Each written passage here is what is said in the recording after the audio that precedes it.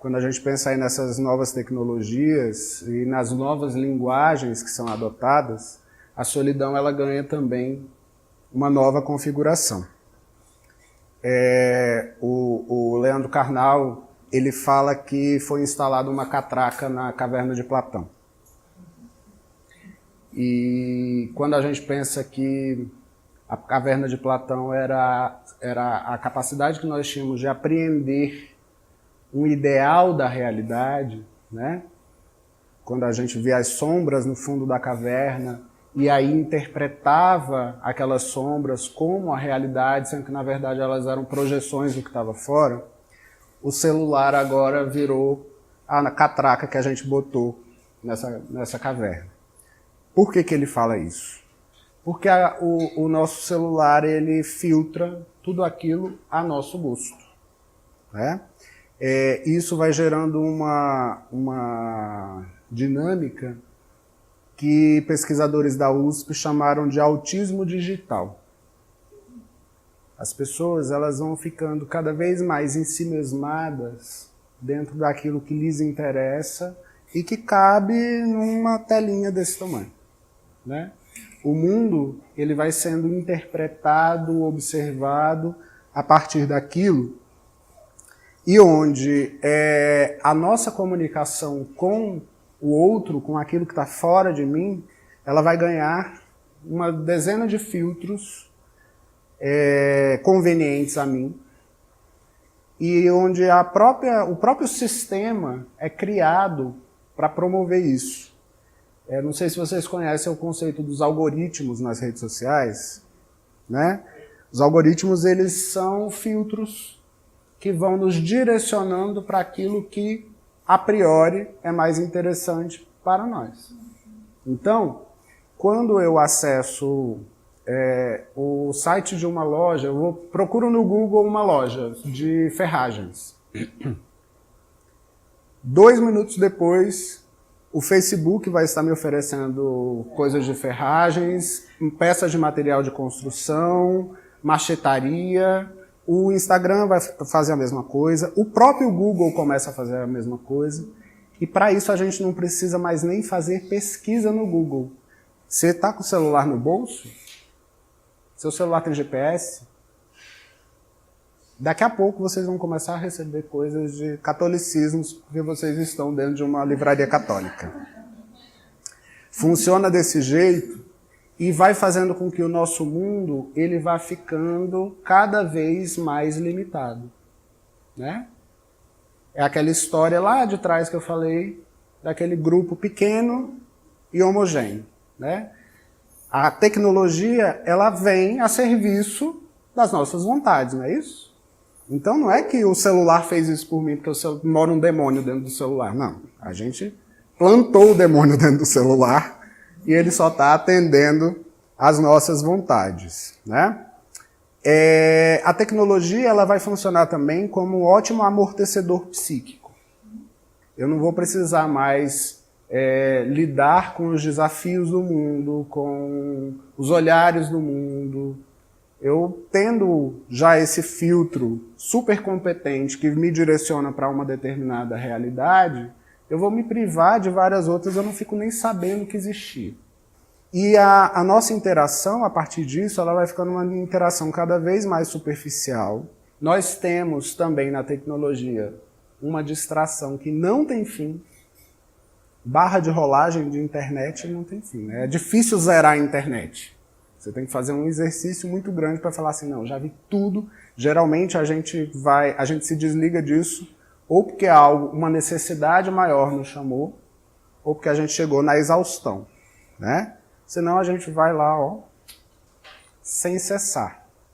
E também a gente passa a ser nutrido por opinião, por gerar opinião ou por ser alvo da opinião dos outros. E é isso que vai configurando a nossa existência.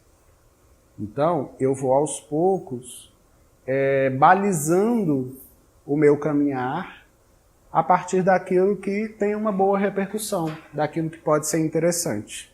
As redes sociais, elas vão tomando cada vez mais um papel de formatação de interação entre os seres humanos. A ponto de as pessoas estarem dentro da mesma casa, quando a casa é um pouquinho... Os privilegiados, né, os que têm uma casinha um pouco maior, eles estão dentro da mesma casa e eles não gritam um pelo outro. Eles mandam um WhatsApp. As pessoas se perdem dentro de um shopping, né? Se perdem não, mentira, elas não se perdem. Elas falam assim, eu vou ali resolver uma coisa, você vai resolver outra, a gente se encontra em tal lugar. Eu termino de resolver a minha coisa, eu não posso ir para tal lugar e ficar esperando, contemplando, né, a paisagem. Eu já mando uma mensagem, já terminei, onde você está? Né? E isso naturalmente vai fazendo com que o nosso comportamento ele vá sofrendo uma lapidação diferente. É melhor, é pior? É o que temos, né, gente? A gente também não vai chegar numa idiotice de achar que vai conseguir mudar isso, uma vez que a gente vai... talvez a gente mude, mas depois que o negócio fica bem ruim. Ainda não está tão ruim assim, não. E aí vem um comportamento que vem do Japão, né? É o lugar pioneiro para esse tipo de comportamento, que é o Hikikomori, que são as pessoas que só conversam via rede social. Elas só conversam, assim, elas só falam pelo WhatsApp, elas não interagem na rua, assim. Elas resolvem tudo. Como você resolve tudo pelo celular, né? Então, aquilo vira uma janela para a sua realidade, que naturalmente vai gerar comportamentos, não só esse, né, que é uma particularidade, mas o nosso cotidiano ele vai gerar um comportamento que é um comportamento segregatório. A gente vai ficando cada vez menos tolerante e disponível para a diferença. E vamos cada vez mais apartando aquele que é diferente. E também vai fazendo com que o nosso comportamento seja um comportamento cada vez mais performático.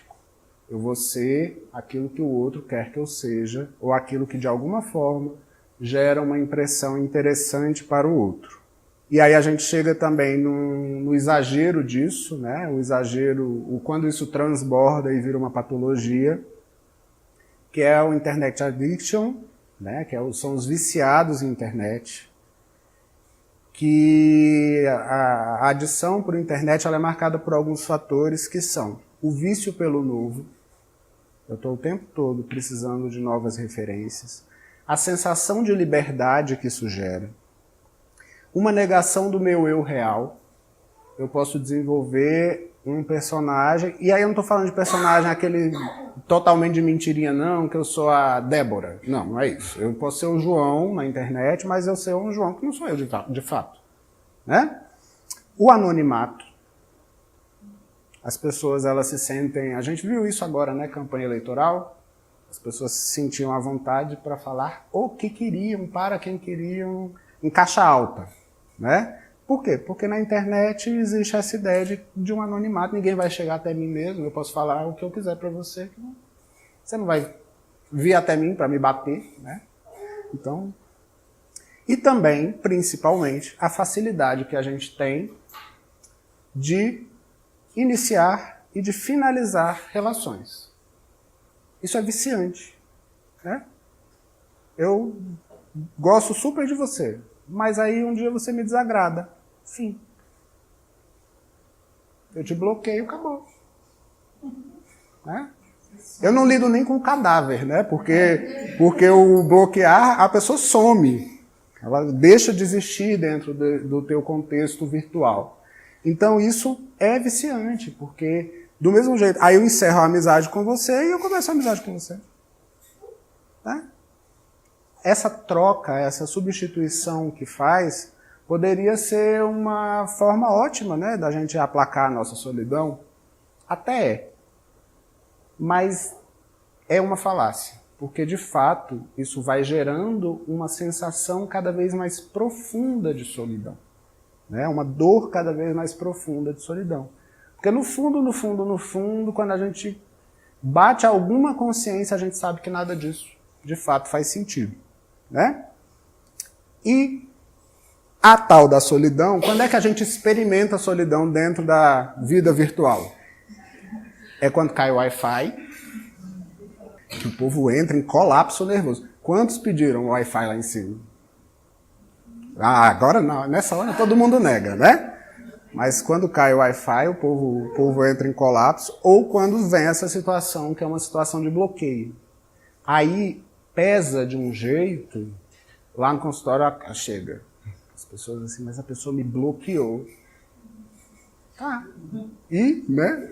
Isso dependia dela para quê? Para comer, para viver, né? Não, as pessoas elas levam isso de fato muito a sério.